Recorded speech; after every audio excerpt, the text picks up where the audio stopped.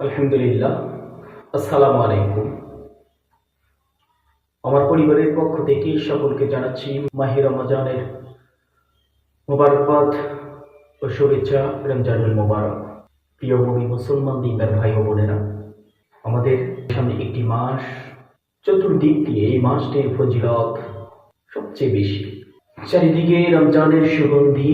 আসলে এটা কোনো সাধারণ অনুভূতি নয়, একটা অত্যন্ত সুন্দর অনুভূতি। রমজান, সাহরি, ইফতার, তাহাজ্জুদ, একটি বছর পর এমন একটি অনুভূতির মাস পেতে সৌভাগ্য লাগে, হায়াত লাগে। যারা একটি বছর পর এরকম একটি ফজিলতপূর্ণ মাস পেলে সকলেই শুকরিয়া আদায় করি। আলহামদুলিল্লাহ, আলহামদুলিল্লাহ।